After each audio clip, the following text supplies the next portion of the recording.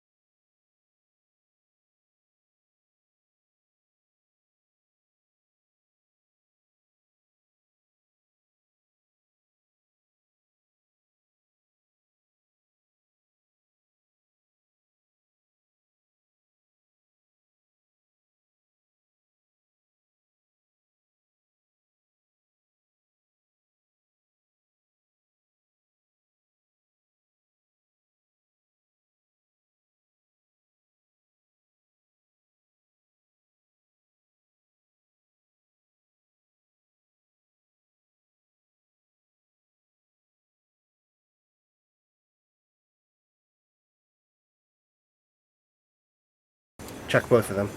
Good. Leave right there. Now don't hear anything. everything we say can be picked up, just so you know, and it's going out loud. I don't hear anything. It's 5-second delay. You'll hear it. You'll hear it. Trust me. It's got to pick it up. Turn it up. Here it comes.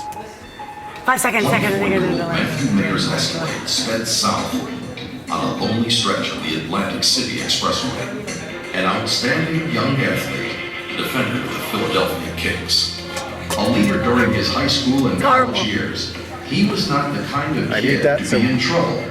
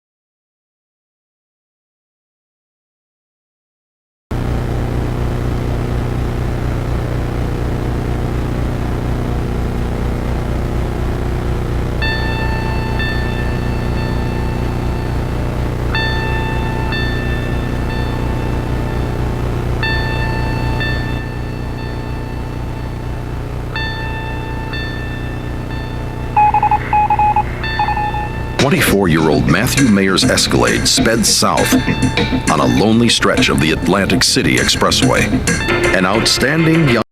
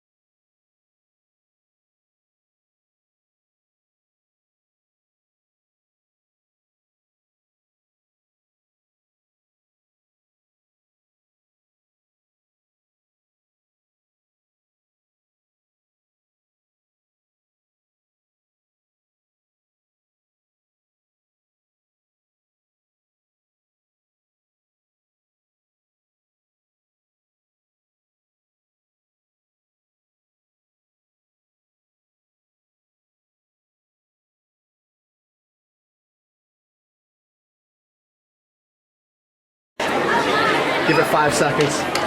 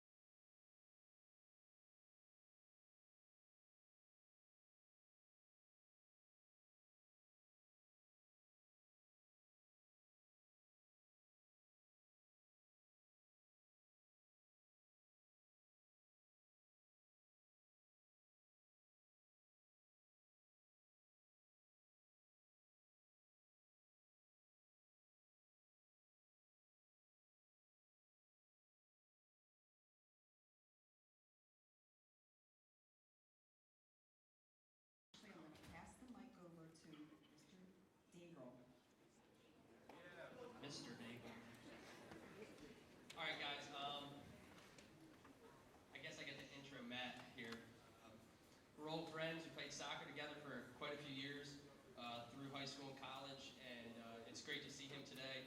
And I just ask that you guys focus on him, put your phones away, and just really take his message in. So I don't want to take any. The mic's not working. So without further ado, Matt Mayer. Thank you very much, guys. Good to be here. I'm going to actually jump right into what I have to share with you. Honored to be here. I'm not here to take your fun away. I know you have prom tomorrow. I'm actually here to infuse your fun with perspective. Can you understand what I just said? Infuse your fun with perspective. And by saying I'm going to jump right into my presentation, I mean I want you to participate in my presentation. When I say participation, I want you to use your imagination. I know I'm talking quick. I want to get your attention. And when I say your imagination, without looking around, don't laugh, don't chuckle, I want you to consider a nightmare. Personal nightmare that you've had. Think of one. And in that nightmare, something's dreadfully wrong. You're trying to run, but you can't. You ever felt that? You're trying to scream for help, no voice can be found. You're moving away from somebody lurking in the distance, but you're paralyzed by that next step. You're fighting to wake up or push through the fear inside of that sleep, but here's what happens. You wake up, you push through, you see your alarm clock, and it takes only a few reality checks right there in your bedroom to realize what you saw and what you felt were nothing more than a figment of your imagination. What happens? The nightmare you had is behind you, the day in front of you. You might share that nightmare with a friend as a story, a distant memory, but that's the extent of it. Now, I remember one particular nightmare that I was stuck in. I'm standing in a prison yard, surrounded by noise, chaos, vulgar language. It was a scene of grown men scattered and grazing like animals, but soon we're all being herded back to our cages after one announcement over the PA system. They would say, "Wrecking the big yard is terminated." I remember moving to the back of the pack to be by myself, not only to avoid the mad rush of inmates trying to get in, but also to take in the final seconds of fresh air. Before us to be confined again to a boiler room-like setting of nothing but beds and bodies. And suddenly it's about 100 men are being goaded, directed, prodded, commanded to walk through a metal detector no bigger than any of your doorways, single file, one at a time. You'd step through the metal detector, you'd put your hands in the air, and an officer would pat you down from head to toe. As that's going on, one at a time, a fight breaks out at the rear of the line, only a few feet away from me. Now the sound of a code alarming the staff of an altercation in the big yard. This is what happens. Usually when a code sounds for a fight, nobody's permitted to move. You must get down on the ground face first, up against the nearest wall with your hands behind your head, or you must follow the promptings, instructions of the officers. Now picture the scene. As this is going down, one person at a time is walking through the metal detector, getting patted down. People are jumping up against the nearest wall with their hands behind their head. Others are getting on the ground in the middle of the line, which is preventing the people from the back of the line from moving forward. Now the 1v1 fight didn't stay 1v1. One guy left the line, joined his boy. Now it's a 2v1 fight. Two took the one down, one held him on the ground, pinned him to the floor, literally, as his hands are trying to get loose. The other stood over top of him freely, jumping into the air, coming down on the top of his head with the bottom of his boots. The first several times he missed, the guy's still moving. After one connect, boom, the guy's head hit off the concrete right in front of me, hits the concrete, and his body just went limp, unconscious. Guards are now gearing up SWAT gear style. They're grabbing their shields, their helmets, their batons, and they're yelling, "Get in, get in!" But similar to an accident that you would see on the side of the road when you're driving, what do you think happened? Inmates were slowly walking and watching. The beating continued. They kept kicking and stomping the top of his head. His eyes began fluttering in the back of his head. Blood began trickling out of his ear. And then as I got up to that metal detector, because I'm told to come forward, I stepped through by myself. I turned as the beating continues, and what I saw next, you will never see on prison reality TV. In fact, the guards, they flooded into the yard, they went over to the situation, but instead of subduing it, breaking it up, they joined in on the beating. But this time, all three inmates were on the receiving end, taking hits from clubs, batons. Worst part, the one that was already down and out, as he was taking more kicks to his face, his body began to twitch, literally twitch, convulse. Reflexes that often occur before death. Late responding officers, they saw that we were watching this. They grabbed us from behind, they took us into the housing unit, locked us down. I sat on my bunk bed. It was there for the first time where I began to wrestle with the thought. This was my thought. This is no dream. This is my new reality. I call it the other side of reality because it was attached to a decision that brought me to this ugly place. In fact, I was seeing, I was smelling, and I was hearing sights, scents, and sounds I never thought that I would experience outside of a movie screen. Hey guys, this was my nightmare, but I was wide awake. Now that's not a scare tactic because I do not intend to talk down to you this morning. I do not intend to talk over you this morning. I simply have a desire to talk to you this morning. Nor did I come here for sympathy, for a single person in here to feel bad for me, not even empathy, trying to relate to me. But I humbly stand before all of you to present you with what I call reality. Now I've heard it said like this, I bet you have as well at some point. Perception is reality. Ever heard anybody say anything like that? Perception is reality. Or they may say, your perception is your reality. Let's talk about what perception is. Perception is awareness. Perception is recognition. Perception is vision. Perception is even how you hear my voice in this very moment. That's your perception. Perception is when you came into your auditorium, you began to look up at the screen. You read every word and said, okay, what is this? You then turned around and said, who's sitting behind me? You began to take notice of your surroundings. Guys, that's perception. Does that make sense? Okay. Now what if your perception is off? What do you mean off? What if your perception is shot out, burnout, skewed, distorted, whacked? What if your perception in this very moment says, I don't care what this guy has to say? What if your perception is ignorant? Ignorant means don't care to learn, don't care to know. You have it all figured out. Then the worst perception of all, you ready for it? What if your perception right here, right now is distracted? Distracted. Why? Because somebody behind you is making a joke underneath their breath because they don't have the boldness to come up to me and say it to my face, trying to make other people laugh. Somebody's just being a distraction. They're whispering in your ear. Somebody's looking at their phone. They don't care what's going on in front of them. What if your perception is distracted today? Here's my next question. What then does that make your reality? Did you get that? What does your reality look like if your perception is any of those other things I said? Now, my name's Matthew Mayer, and because my perception was off, was distracted, did think I was indestructible, it resulted in one tragic reality. Guys, I used to come to assemblies and auditoriums and be in high school once too. And as I sat there in an auditorium like this, I remember having the same thoughts that some of you are having right now. Again, you already know what this is. It's the end of the year. You've expected this. You have prom tomorrow. You've already calculated we're going to have a speaker come in. What is this guy going to tell us? Is he going to rattle off statistics up here? What is this, another drinking and driving assembly? Is that what this is? Is this another preach it to you opportunity? Is this another decision-based program? What is this? Some of you came in, you sat down, you didn't even get that far. You said, I don't care what this is. I don't care what this guy has to say. In fact, if he can't entertain me, he's got nothing for me. The rest of you came in, you sat down, and you said, at least we're not in regular class.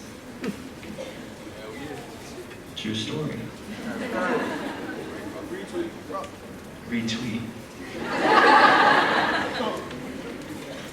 But you know what? Those perceptions that I just shared, they're not reality, guys. Reality is the blunt fact that bad things can happen to you. But not just drinking and driving. How about one bad decision? Just a singular decision that can alter your entire young lives. One decision to do something we do so habitually, so naturally, every single day we do it. In fact, you had to be prompted to put this particular thing away. It's your cell phone. And if you're like me, I'm connected to my cell phone. I Snapchat, I text, I check my social media. Now I'm in a vehicle. And if you're like me again, I put the cell phone in my lap or in the cup holder. And when it vibrates or beeps or goes off, I look at it. And sometimes I even pick it up. But you know how easy it is to look down and take 1 second off the road. Your perception is now distracted, and you have no idea how a second can affect a lifetime. I don't have to beat that up, but you should say, test me on this. If I'm wrong about what I say next, this whole message is wrong. Now, next time you're in the vehicle as a passenger or the driver, and you see the driver pick up his phone to look at it, or you yourself are the driver and you do that, test me on it. Look back up at the road, and if you haven't swerved just a little bit, I'm saying just a little bit, not a lot, just a little bit, enough to go to the right or left, where that one line on the side of the road is easily crossed, and somebody's walking on the side of the road as close to that line. You ever seen people walking that close? Or changing a tire? 1 second to look down can literally affect and change everything. But you know what? That doesn't happen to people. Not you guys. How about the reckless decisions we make to take one pull of that joint? Ha ha, hee hee. One sip of that alcohol. And yes, I call the joint a joint because it leaves you disjointed. And first you take the drink, but then the drink takes you. How about the irresponsible decisions in the midst of each other, in your hallways here, to bully a peer in good fun? When I say bullying, I'm talking about getting together with my core group, my athletic friends, the people that are like-minded like me, the same skin color as me, and we point our finger at other people that don't talk like us, they don't walk like us, they don't look like us, they don't dress like us, and ha-ha, hee-hee again. And we have no idea what that's doing to somebody else's mentality, the psyche. Anybody have younger brothers or sisters in here? Hey, I don't know if this ever happened. Have you ever had them come home maybe with tears in their eyes and they're telling mom or dad that somebody either made fun of them, talked about them, bullied them? Don't that make your heart hurt in a real way? Because you want to be a protector for your younger siblings. Now I say, let's translate that. Why would I feel such a way to a younger sibling that's being bullied, but then do the same thing to somebody else? Does that make sense? Kind of just equalizing the playing field. Guys, you know what these decisions do? You're all mature enough to understand what a bad decision is. However, we don't think when it's too late, the decision takes us by the hand, leads us to a place we thought we would never be, and at that point, it not only happens at your expense, it happens at the expense of those you love too. Guys, I not only sat where you sit today, but I excelled at every aspect of high school and college life. Academically, I was top 10% in all of my classes. I was a good student. Athletically, I was in a league of my own. I've won sectional and state championships for basketball as the starting point guard for Middle Township High School. I led the state of New Jersey in goals for soccer my junior and senior year. I made first team this, all-star that. My performance rewarded me a full scholarship to Temple University in Philadelphia, where I repeated this cycle of excelling. Eventually, I was drafted as a first-round draft pick to play professional soccer, where I did so for 3 years, but only after choosing to stay in school my senior year to graduate. I graduated from the Fox School of Business with my Bachelor of Science in Business Administration and had a concentration double major in legal studies. I was that guy. But being that guy and playing at the high degree of pro soccer that I played at, earning the college degree, did not prevent me from getting another type of degree. You guys, because my perception was off, my reality was off. I believe nothing could possibly go wrong in my life because of all of that. What I just shared with you, what I just showed you, I believe my reality to succeed was going to be set in stone. Let me say it like this. I believed it, I perceived it, and I thought my reality to succeed it was set in stone because of all of that. Until March 7th, one night, one reckless perception brought about one tragic reality. Guys, you, your teachers, your parents, even myself, we've all made a million right decisions in our life. Did you know that? You've made a million right decisions. On your right hand, you've already made a million right decisions. They're adding up daily, you're making them. In fact, to come into an assembly, to be attentive and respectful to a stranger, a guest speaker, that's a right decision. Thank you very much. To be respectful to each other, to treat people the way you want to be treated, guess what? Right decision. To be obedient to parents, right decision. Have good manners, right decision. Eye contact when somebody's talking to you, right decision. And there's other decisions along the way that are all adding up as right decisions. 1 million will say, nobody in this room, not a single person in this room has a right decision journal. You're not stopping every single moment saying, excuse me, I have to write down and document that right decision I just made. Nobody's doing that. If you are doing that, that's very weird and you need to stop. But nobody's doing it that way. But the idea is this, you're making them. Guys, 16, 17, 18-year-olds in here, you've already made a million, but when is the last time you thought about the left hand? And on the left hand, it only takes one bad decision. One unintentional maybe, you set out to have fun, you set out to make people laugh, you set out to be popular, you set out to fit in. One unintentional but irresponsible decision. One decision that was only thinking of yourself and not others. One bad decision that can literally throw away the millions that you've already made. And I know nobody signs up for that. Nobody says, today I'm going to make a decision that's going to ruin my life. Today I'm going to make a decision that's going to land me in prison. Nobody does that. But guys, if you don't think about it now, it can happen so quick.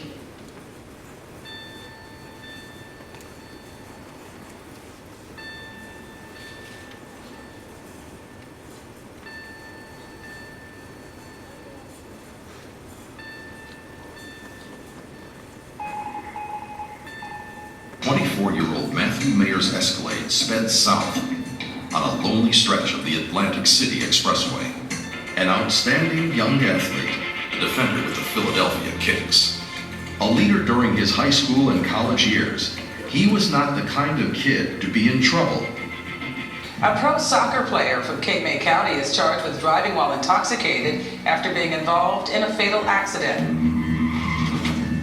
When I rolled up, we knew we had a major accident. After impact, the two vehicles went separate ways. The Escalade slid to the left, crashing into this guardrail. The other car slid to the right, crashing into this guardrail, partially ejecting the driver. The car then continues to slide on its side, coming to a stop in the middle of the roadway. Very remorseful. Very remorseful. And cooperative. Mayer was charged and released. His father is the Cape May County Executive Undersheriff and a former police chief.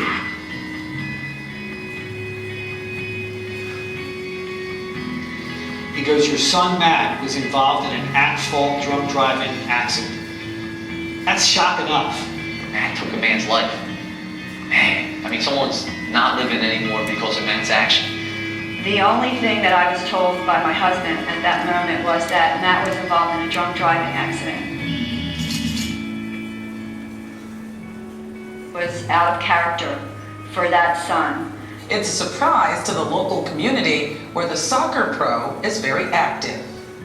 And a lot of kids look up to us, so we want to give back to the community. He's a pro soccer player for the Philadelphia Kicks from Middle Township, who served as a role model for local kids. But now 24-year-old Matthew Mayer is accused of driving drunk when he was involved in a fatal accident.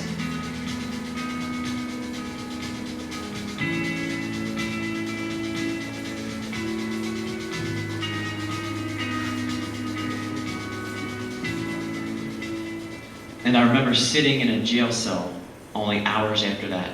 Very small cell, singular bench, toilet sink, you could touch both walls if you spread out your arms, a glass front that was also the door to get into that cell, and you could only see peripherally what those walls allowed. I remember actually trying to wrap my mind around what just happened. I actually remember trying to push through the confusion and go over the surface facts, what I thought I saw at the scene and what I thought I knew about my own situation. And these are my thoughts, almost chronologically. I'm sitting there, I'm gaining my composure. I remember thinking, okay, I'm fine, injury-free. I had a passenger with me that evening, he was fine. We had a conversation immediately afterwards. OnStar clicked on in my vehicle. They said, stay put, emergency response is on the way. I remember exiting my vehicle, seeing the tire wells on the left side completely ripped up, torn off. The wheels were missing. I smelled the gasoline, I saw the smoke, there was glass shattered on the ground. 4-lane highway, Atlantic City Expressway. My car's on the left side of the road. I walk out in front of my vehicle. Cars are now pulling over and aiding and assisting. People are jumping out my side of the road and the other side of the road. As I look back 30 yards, I see the vehicle I struck on its side. And as I saw that vehicle, I also saw 4 individuals, 4 white males, standing outside of that car like I was standing outside of my car. And I remember reasoning, thinking in the moment, in that very moment, seeing them and going, okay, they're fine, we're fine, it's fine. And I sat down on the guardrail, waited literally for the police to be there. They were there within a minute and a half. They were a mile and a half up the road at the state police barracks. Their response was quick. Now I'm in custody, I'm in this jail cell. I'm taking my thoughts further. Guys, I began to think about the consequences. In the moment, I remember thinking, I was drinking, I was driving, I crashed, I'm gonna get a DUI. I'm gonna get a DUI ticket, driving under the influence. I'm gonna lose my license for 7 months. I remember thinking about the damage that was done to my vehicle, to somebody else's vehicle. I'm gonna have to cover that. My insurance is gonna go up. I'm gonna have to pay fines. I'm literally thinking consequentially in that jail cell, but that's as far as I could possibly take those thoughts. That's all I knew. Then I began to think about my family, my father, my mother, and how disappointed they were going to be in their youngest son. Then as I thought about my brothers, I thought about my teammates. I thought about the professional soccer team that I played on and how I poorly reflected that organization. The code of conduct beyond the playing field was to represent the team you played for. Now this was certainly a misrepresentation of that organization. I began to think, what are they going to do with my contract because of this situation? Then as I thought about soccer, I thought about the last pro soccer game I would ever play in. The last time I would touch a field, the last time I would put a jersey with my name on it, the last time I would collect a paycheck to play a sport.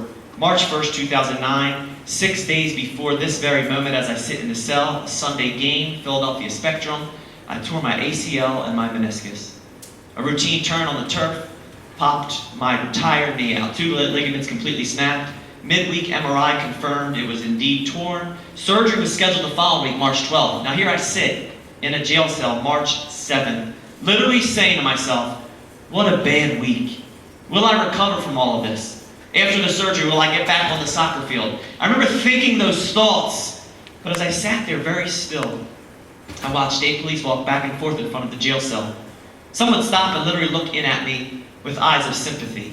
Maybe they had children, I don't know, but you could tell they were concerned. Others would walk by and just stare at me and with a face of disgust just shake their head. And as they kept doing that, I became curious. I kept saying, there's something else going on outside of this jail cell. So I became very attentive, very hypersensitive. I began to listen. I tried to hear every type of chatter, every conversation that I possibly could, and then I heard it. Then I heard a conversation between the dispatch center, right around the corner. Couldn't see them, but I could hear them. And through a muffled radio sound, this is exactly what I heard. Driver in the black Escalade is in custody. Accident on the Atlantic City Expressway is currently being surveyed and cleaned up. Driver in custody. Driver in the town and country, the other vehicle, is deceased.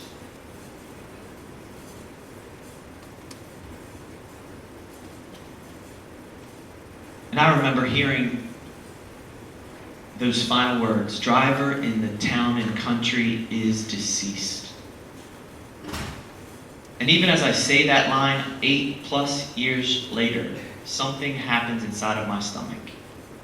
I remember hearing that word and then repeating it. I remember saying, what does deceased even mean? I remember convincing myself that what they said was not applied to my situation. I remember actually saying, there's no way. I went into a state of denial.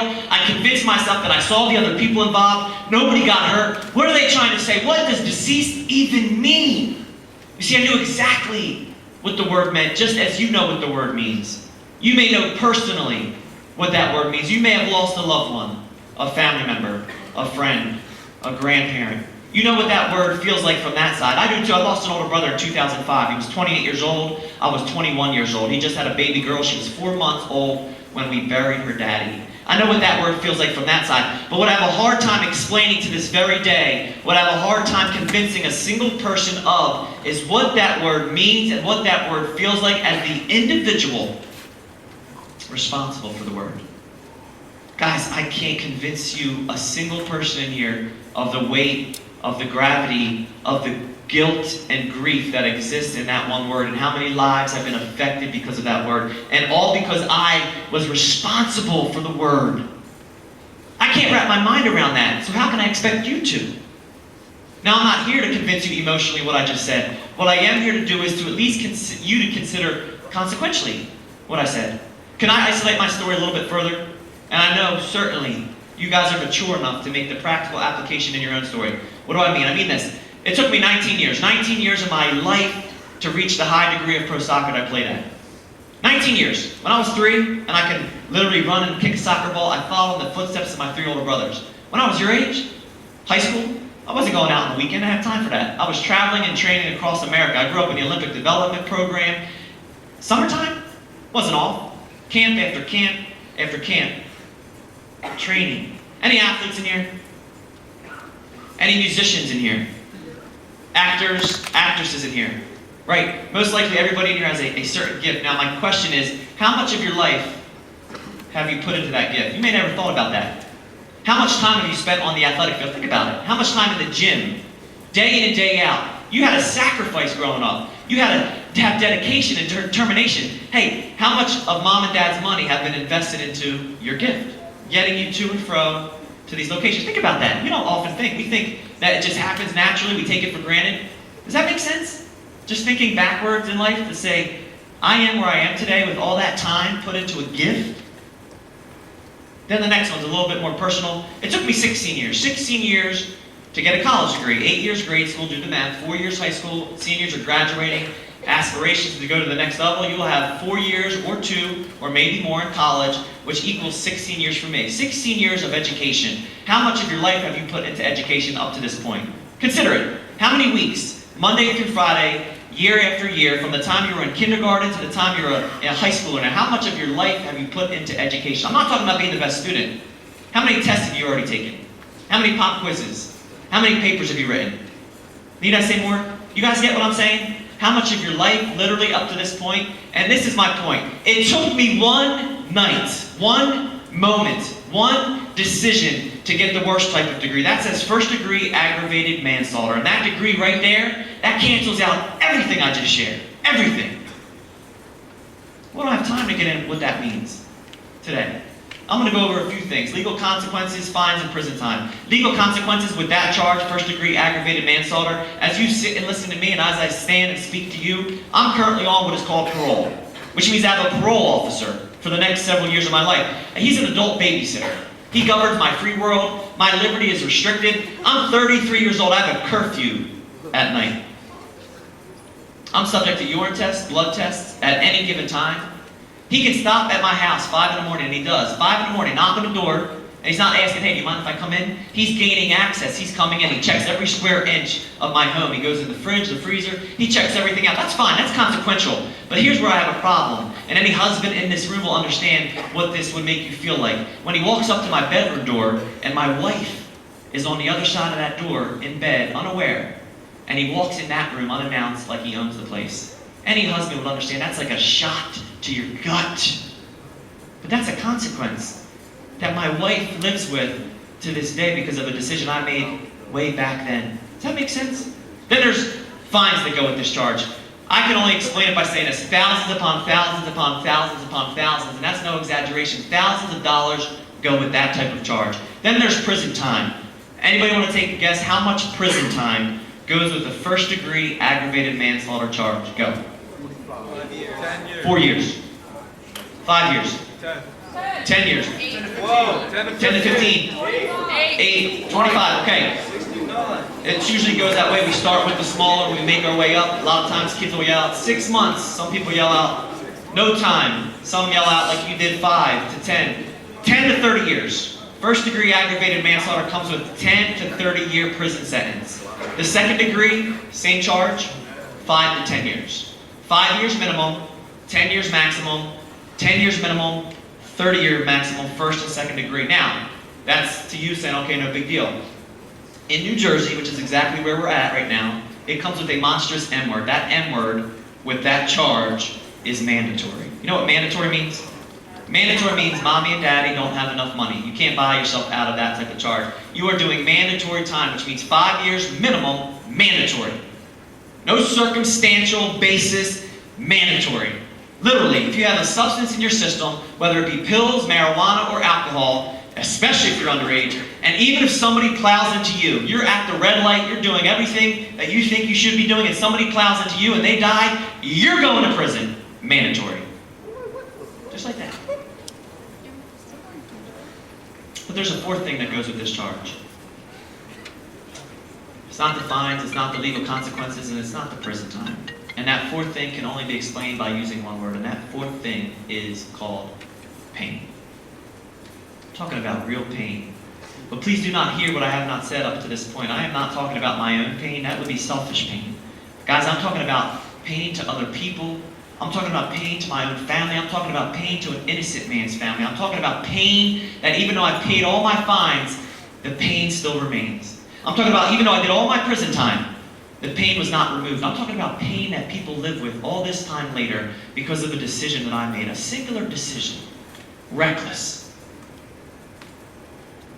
Guys, the days and the weeks and the months, they kind of blended early on after March 7th. I'd go through the process, of course, legally. I'd sit with my lawyer. My first meeting with him, he said, Matthew, they're charging you with first degree aggravated manslaughter, son. I said, what does that mean? He says, you're looking at 10 to 30 years. I said, what? Could not register. It didn't make sense. Could not understand what he just dropped on me. I left that meeting, I was so jacked up by what he just said. The second and third meeting, he had a different tone. He said, Matthew, they're keeping you charged at the highest degree possible. First degree aggravated manslaughter, son. However, we believe on your court day, January 7th, when you stand before the judge, I believe we can get you a 7-year prison sentence. That means they're going to sentence you to the second degree. You're looking at 5 to 10. However, I believe, and this is what he said next, if we can get you a 7-year prison sentence, we've hit you a grand slam. And he used an exceptional baseball feat to explain the best case scenario for me. 7 years in prison. I left that meeting, guys. I was so paralyzed by that statement. I was so gripped by 7 years in prison. I remember thinking about it, but as quickly as it hit me is as quickly as I pushed it away.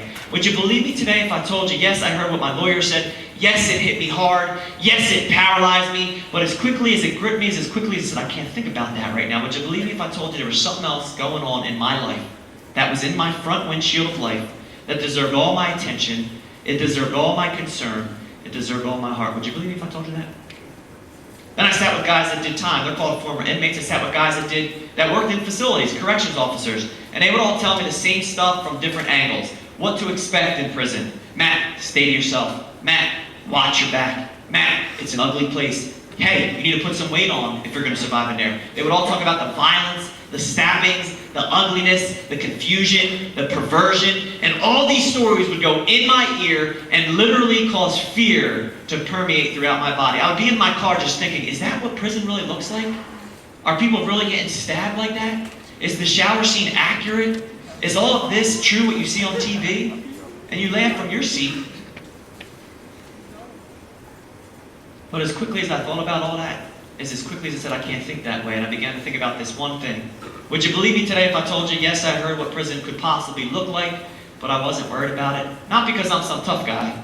Would you believe me today if I told you that I was concerned about this one thing, and that one thing, this one thing that deserved all of my heart, my attention, my emotion, and my worry, this one thing that trumped how much time I would do, and it trumped what prison would eventually look like. Would you believe me today if I told you the only thing I was worried about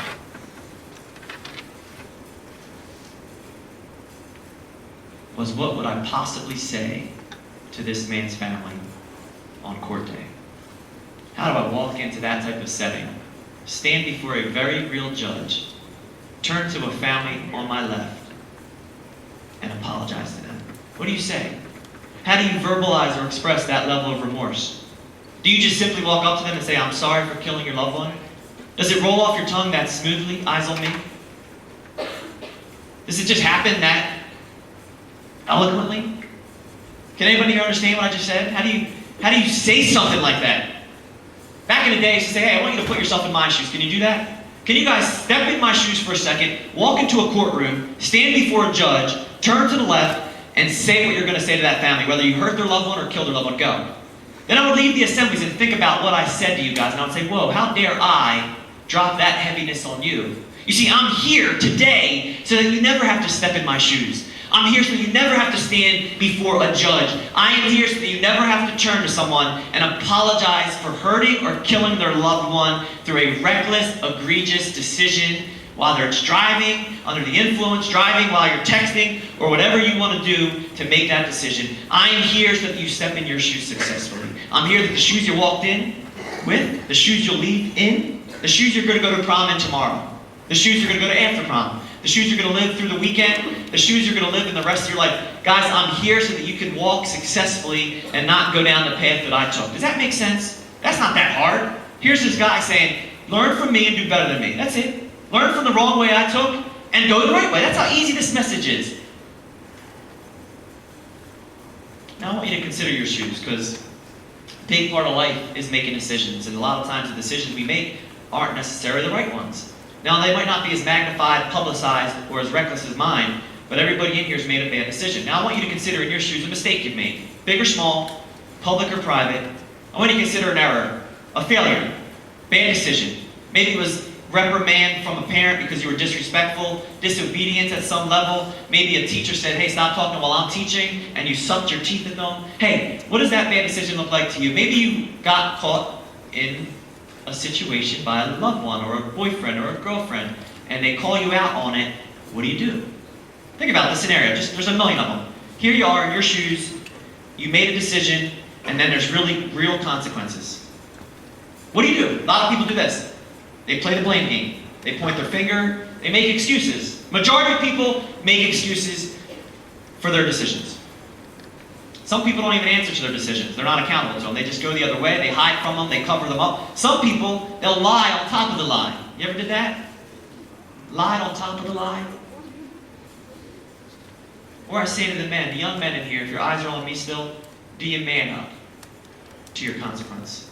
I say to the young ladies in here, do you stand up to your consequence? I say to everybody under the sound of my voice, do you own up to the consequence? And yes, it might be the hardest thing to own up to a decision you've made that has hard consequences, but it's always the right thing to do. Guys, part of life isn't exactly what happens to you, it's how you respond to it. It's even how you respond to the bad decisions you've made. Whether they're big or small, your character will be tested based on how you respond to those consequences. So here it is, in the shoes of the decision you made, and very real consequences must be faced. The heartfelt words from 25-year-old Matthew Mayer are directed at the family of the man he killed while drinking and driving. There's not a day that has gone by that I don't wish it was me. And only me. And no matter what, no type of words or no amount of words seemed adequate.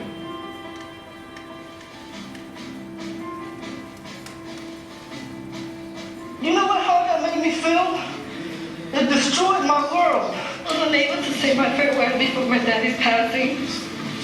I know that he was found upon us with grace and waits until we are all together again.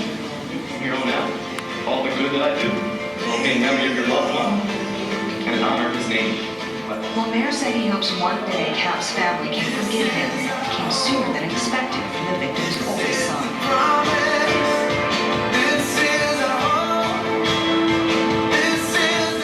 Mayer was sentenced to 5.5 years in state prison and says he fully accepts his sentence, but the pain he has in his heart for what he's done will stay with him for life.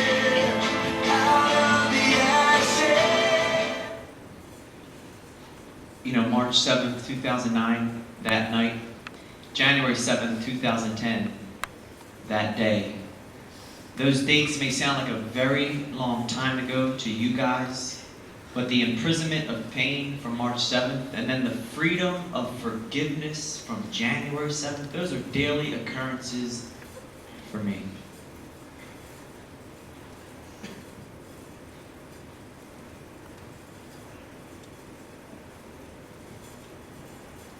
His name was Hort Cap.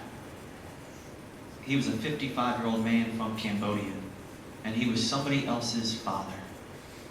He was somebody else's brother, and he was somebody else's child.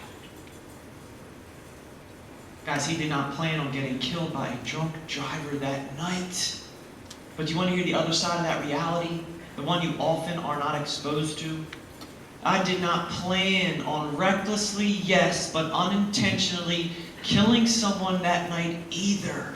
Guys, it happened so quick, where two different worlds of people collided and were flipped upside down, and all because I failed to guard my decisions. My false perception of an indestructible life came crashing down, where none of my accolades, none of my accomplishments, none of my passions, none of my possessions meant a thing at that moment. You know what? They don't mean a thing today, because today I'm no longer that guy that we previewed. I'm no longer that role model. I am no longer that pro soccer player. I am now that other guy, that drunk driver, and some even say that murderer responsible for somebody else's death. I go around and I share my story. And it's not to scare people. I hope I haven't done that. It's to instigate you to do better than I've done. That's it. It's to encourage you to learn from the wrong way that I took and determine yourself, because that's what it takes to go the right way. Guys, it's even to challenge you. Can I challenge you? Challenge you to hold yourself accountable. You're all old enough. Holding yourself accountable would be not to turn around to somebody that's making a joke. Lesson number one. When there's somebody speaking, your eyes are on them. You don't have to have your ears on them, but your eyes are on them. Accountability would be if somebody's making a joke around you, you ignore them because you're holding yourself accountable. And if you let them influence you, say hello to your future. That's what your future's going to look like. Does that make sense? Accountability means if you hold you accountable, you then turn and hold him accountable. The standard you set, right, safe decisions, the way you live life is going to cause him to win as well. When he gets in your area, he's going to win because you are a accountable person. Now, you know what you two do? You hold those two accountable. And when you hold those two accountable, they hold those two accountable. Then they hold those two accountable. Now you have an accountability network. Then you're looking out for each other. Not because you have the same skin color. You're doing the right thing for each other. Accountability means you do the right thing. You hold yourself accountable to a higher standard. Yeah, if somebody's being a distraction in the assembly, you go, man, knock it off, give this guy a shot. That's accountability. And then they fall into the same line as you because they respect that deep down inside. And it doesn't matter where you're at, whether at prom, whether pre-prom, whether after prom. Hey, at the park, at a party, even in a place like prison, you don't throw accountability out because you're in prison. I live with 37 other men beside myself. Let's cut this auditorium in half. Rectangular in space. Along one back wall was nothing but bunk beds. Bunk bed, 3 by 8 feet of space, very tight. Bunk bed, space, bunk bed, space. Out front of each bunk bed was a trunk. Picture a treasure chest, trunk. In the trunk you would keep your uniforms, your hygienic products, your clothing, your food, your what have yous. It came with a lock. You'd lock your trunk when you left the housing unit, like you lock your house so nobody robs you. Well, I would sit halfway up the housing unit at a table. At the table, I would spend hours a day, countless hours a day. Before everybody woke up, I was at the table. By the time they woke up and got into their day, I was already up for several hours reading, writing, journaling, praying, literally observing and trying to learn as much as I possibly could about my day. Everybody knew where to find me. Where's Matt at? He's at the table. I'd sit across from other inmates and counsel them, encourage them. We'd talk at the table. It was like my safe haven. It was my sanctuary, that table. Now, on this day at the table, I overhear a conversation with a group of my peers. 15 of them, gang members, the Bloods. And the Bloods are talking about what they're going to do to another inmate on the housing unit. Now, I'm not eavesdropping. I'm not trying to kind of eavesdrop on them. They're talking loud enough because they want everybody to hear their plan. And their plan was if they can set this guy up, they then can rob him. And they wanted to rob him. You know what they wanted from him that he had? Cigarettes. He had a trunk filled with cigarettes. And from your perspective, you go, that's not a big deal. No, trust me. They weren't selling cigarettes anymore in the prison, which meant that guy's trunk was worth thousands and thousands of dollars in jail money. Real talk. And the Bloods wanted it that bad. Now, I'm literally listening. They're putting out their plan loudly because they want everybody on the housing unit to hear it. Why? Because they're putting it out to say, this is what we're going to do, and not a single person on this housing unit is going to stop us. That's how they roll. Now, here I am at the table. I'm reading. I stop what I'm doing. I look up at them, and I try to talk them down with my eyes. The guys that I was really cool with. You ever try to talk somebody down with your eyes? I just looked at them and let them know I disagreed. In times past, people have come up to me and go, wait a second, let me get this story straight. My brother's a Blood, or my homie's a Blood. 15 Bloods, and you're going to tell me that they care what a little old white boy thought at a table? I'm like, oh man, you're right, I got to clarify that situation. I'll tell you why they would care what a little old white boy thought. Because I live with these guys, not for days, not for weeks, not for months. I live with them for years at this point. I've had conversations with them about this type of stuff. I say, guys, we live here, right? Yeah, we live here, Matt. This is like our home then for the next several years, correct? Yeah, correct. So you're like my roommate, technically. Yeah, I'm like your roommate, you can call me that. So this is our home, you're like my roommate. Then why would I let you jump somebody in my home? Why would I let you rob somebody in my home? Do you understand what I'm saying? They all gave it a fist pump, they understood the logic. I'm cool with these guys. They understood what I stood for. They all respected what I stood for. I played basketball in the yard with many of them. It was cool with all of them. Second reason why I wouldn't let this go down, and you can tweet this. Whatever you permit in life, you promote. Did you get that? You retweet that, my friend. Whatever you permit, you promote. Whatever you permit means this. When you walk by a situation that you know is wrong, you know is off, you know is oppressive, you know is evil, and in your mind you say, it's none of my business, I'm just going to look the other way, and I'm going to keep moving because I didn't come with that person, I don't know that person, it has nothing to do with me. No, you not only permitted it, you've actually promoted it. You've actually said that that type of behavior is acceptable. Does that make sense? Whatever you permit in life, you promote. Third reason, can't let this go down, because if they would do it to this guy, they would do it to this guy. And I would be a fool to let it slide. Well, it was too late. They send one of their scapegoats over, he walks into the area, he's taunting the guy verbally, dude heard the plan, so he's not responding, but then it gets physical. Guy walks up to him, puts him against the back of the wall, and winds up hitting him. Now he's defending himself, he fights back. A fight breaks out. That was their plan. That's what they wanted. As the fight breaks out, it goes to the ground. Every fight in prison goes to the ground. As it goes to the ground, they bump up against bunk beds, which are metal, trunks, which are metal, tables, which are metal. Everything's in close proximity. Nothing is bolted down like these chairs, which means everything is moving and scraping against a concrete floor. It's like scratching a chalkboard. That's what they planned. Why? Because as soon as the guard outside at the gate hears it, he don't have to see it. He knows there's a fight. You're not allowed to rearrange furniture in prison. He hears that noise, he sounds the code, Code 33, they send 20 officers down that housing unit. They go up to the two guys fighting it out. They slap some handcuffs on them. They take them out like clockwork, just like the Bloods planned. That was their plan. That's what they talked about. They would then send the rest of the guys into the area. They grab the trunk with the goods in it. They replace it with an empty trunk. They take the trunk with the goods in it into their area, and they wait until they can break into it without causing any more of a commotion. I'm literally at that table. I saw the whole thing go down. My blood pressure's rising. I gotta make a decision. They terminate all movements in the prison, which means if you weren't on your housing unit, you could have been in the library, you could have been at a work movement, you could have been in the yard. You have to come back to get counted. Just like they would count cattle to make sure nobody escaped, nobody's missing. So here comes one of my friends. His name was Little John. Little John and I were neighbors. He literally lived 3 feet away from me. We broke bread together. We worked out together. Little John and I were tight. Little John comes back onto the housing unit. He feels the tension. He walks up to me and says, Matt, what happened? I said, you won't believe it. They got so-and-so to lock up. They set it all up. I heard it. They got his trunk, the cigarette trunk, and they're going to break into it and rob him right now. Little John looked at me in the eye and said, really? Are you going to let it go down like that, Matt? I said, you know I'm not. He said, okay, no problem. Little John began walking down the housing unit in the direction where the Bloods are breaking into the trunk. Oh yeah. Little John is a 330-pound man. Little John takes his 330-pound self, he walks down the housing unit, he walks into their area, he stares every last blood in their eye. He yanks the trunk from the one guy, he stares everybody back in their eye, he comes back down the housing unit, he comes into my 3x8 area, he puts the trunk on the ground, and he just sits on it. Boom!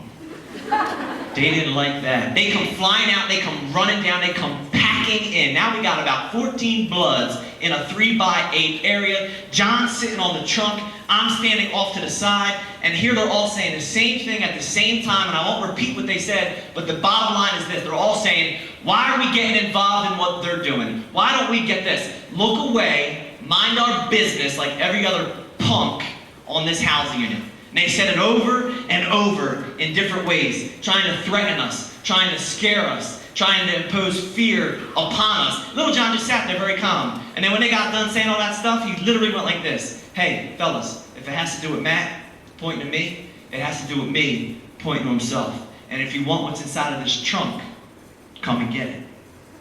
I remember they all looked at each other, couldn't believe John's audacity. But then again, they knew Little John. They knew what he was made of, they knew his reputation. They didn't know how to take him.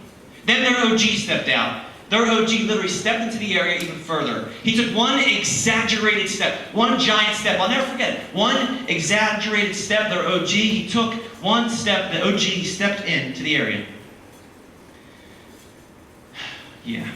And for all the vanillas in here, OG means original gangster.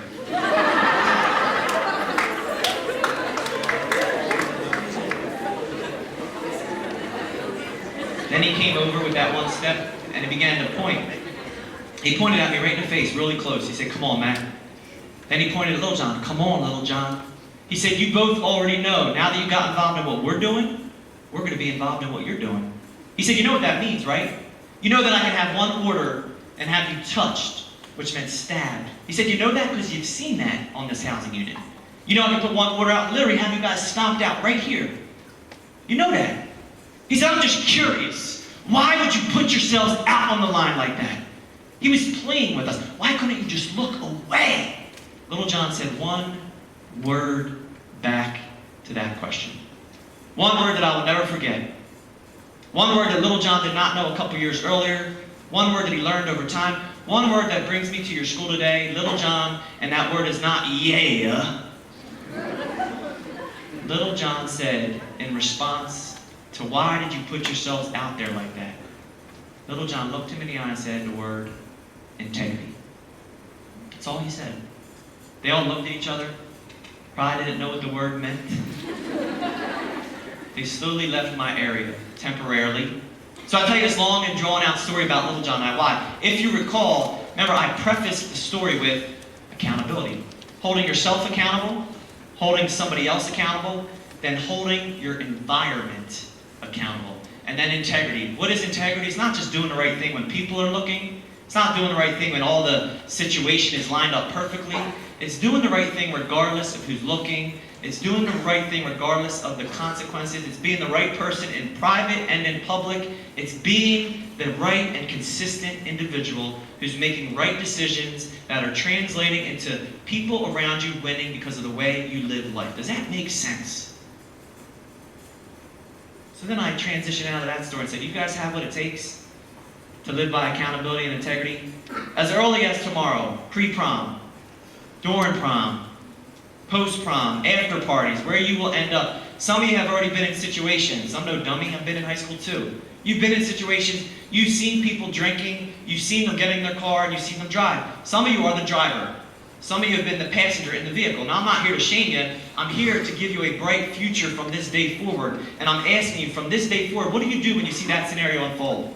Do you let that person drink, grab their keys, and drive and say, you know what, I didn't come with them. I'm not even cool with them. I don't even know them. And you let them go? Or you're in the car, and you know better, but you don't do anything. Or you're the driver, and you think you're only going down the block. You'll get there. What do you guys do? Seriously. Do you stop the person? Do you tell them, hey, this isn't a right decision? Do you grab the keys from them, even if it leads to an argument, a dispute, or a fight? Let me tell you something. It is better to go that route than to let them leave and possibly never, ever see them again. Or they wind up killing somebody else. Which decision would you rather make? You know, there's so many scenarios, but accountability and integrity, when you really govern your life with those two words, it becomes easy to make the right decision, to look out for each other. Then I say to the young ladies, I usually travel with my wife. She is away right now. She usually comes in with me, and she always reminds me, Matt, make sure you remind the young ladies how much value they hold. She has such a heart for the youth of today. My precious and beautiful wife. I call her my princess. So she's my princess, and she reminds me to tell you guys that you are princesses. She said, let them know they shouldn't give things away that are valuable. Now, what does that mean? It means, here's the situation. Girls, guys, I gotta do it. Wife told me to. You got a friend and she likes this guy and you know the guy's no good. You know what he's after. You know what he's trying to get from her. And you keep telling her he's going to burn you, but she's not listening. Why? Because she has stars in her eyes. And every time he comes around, she changes, but you can't stand who she becomes and the behavior that she is living by based on this guy. And you keep telling her, and you're all getting together, you're talking about her behind her back because you're concerned about her. Now here's the scenario. You're all at the party, you're all next to each other, and you're all on your phone Snapchatting each other, even though you're right next to each other, which makes a lot of sense. And here comes dude. Dude's coming, and you know what he's after? He scoops your friend up, and off they go. And you know where they're going. What do you do? Girls, what do you do? Seriously. You've seen it. What do? You go like this? Bye, babe. Snapchat me.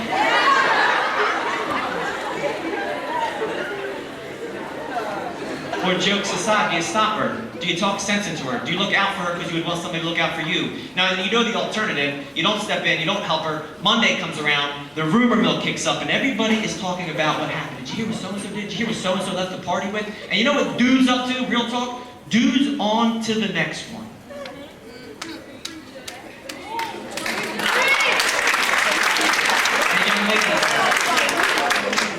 And you're left with a hole in your heart. And that's not fair to anybody.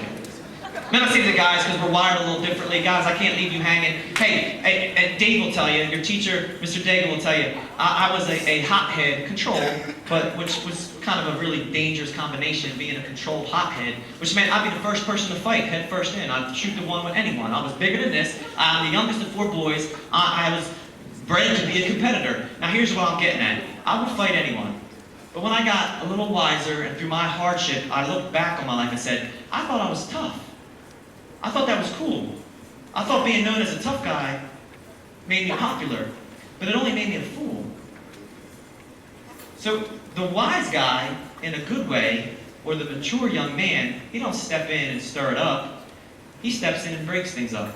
Now here's why I'm harping on that. I was in prison, guys, with 17-year-old kids, 18. One day I had a conversation, cool looking kid. Hey man, what are you in here for? He said, I got a murder charge. I'm like, Dad, what happened? Knife? Did you shoot someone? It was, man, I got in a fist fight. I'm like, come on, man. He's like, I got in a fist fight. I'll show you my rap sheet. He showed me it. He said, I got in a fist fight. I threw one punch, hit the guy. He falls and hits his head, and he died. And And here that young man is in prison for murder. Do you think he signed up for that? See the ego? I used to break up fights in prison, almost daily.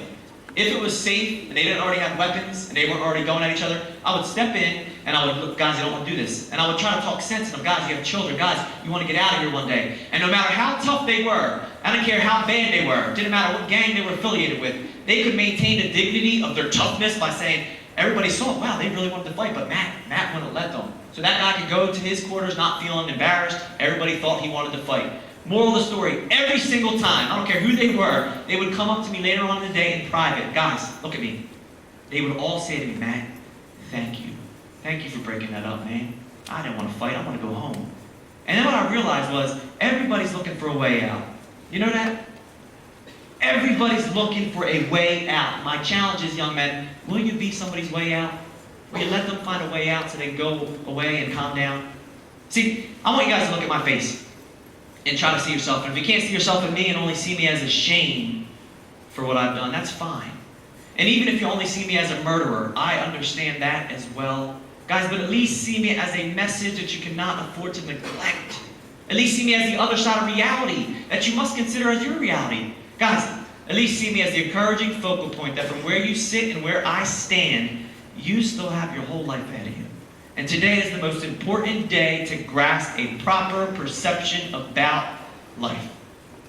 You know, it's been 8+ years since March 7th, 2009. In fact, I'm told to this very day, all this time later, I'll get done speaking, somebody will walk up to me and look me right in the eyes and say, you don't deserve a voice for what you've done. And I look them right back in their eyes and I say, you're absolutely correct. I don't. But the students deserve the message. And the community deserves this response. Although we can't bring him back,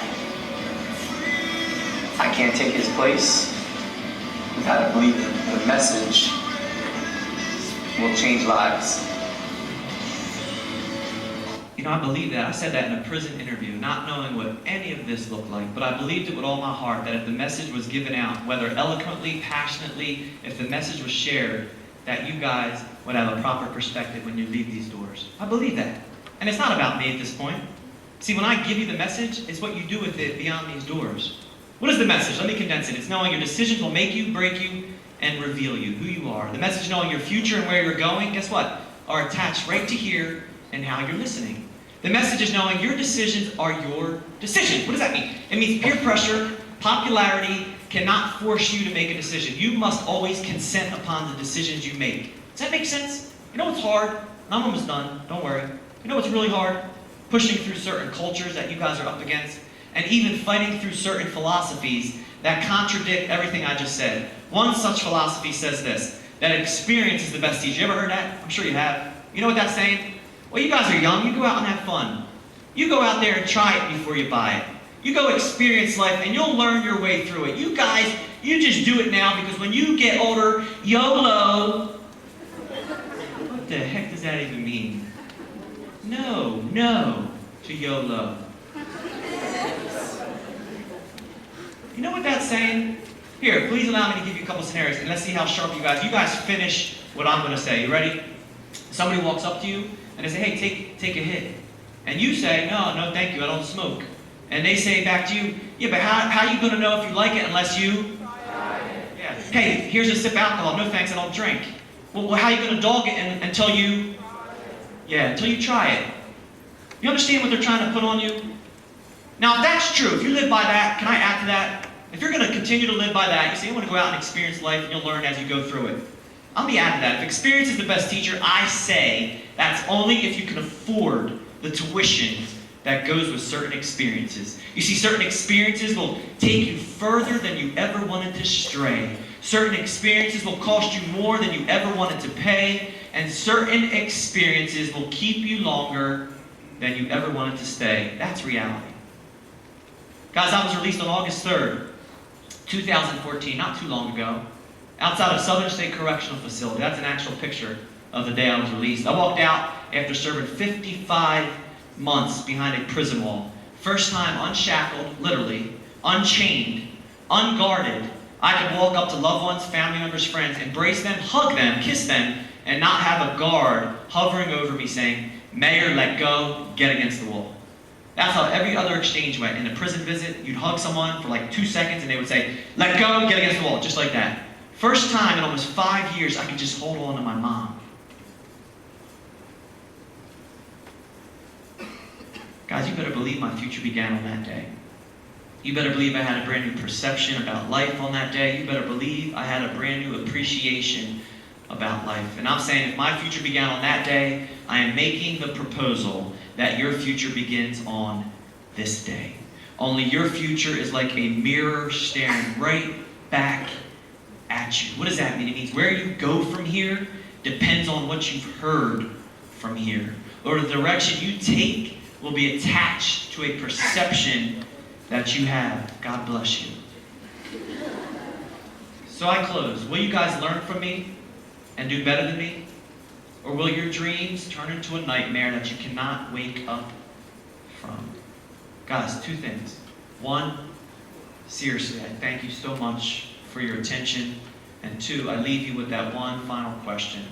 And it's, how is your perception today? Thank you very much.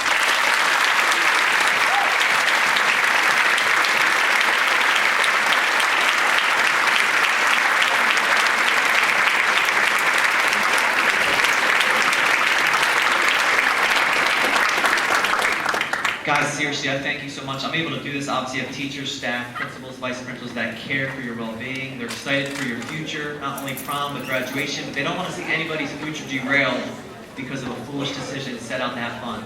So I'm able to do this by State Farm support. They support and endorse and sponsor this presentation and program. I know you guys have an agenda for prom. I'm excited for you to have a good time. So what I'm going to do is I'm going to throw up personal DM, or if you have a question you want to shoot me, let me know, either on the side here or just get on your cell phones and let me know. Do we have time for like 1 or 2 Q&A? Because I'll sometimes like to hear the pulse of where they're at. Is that okay? You sure? Thank you. Guys, let me hear from you guys. Is there a public question that maybe will benefit one of your peers? No question is off limits as long as it's appropriate.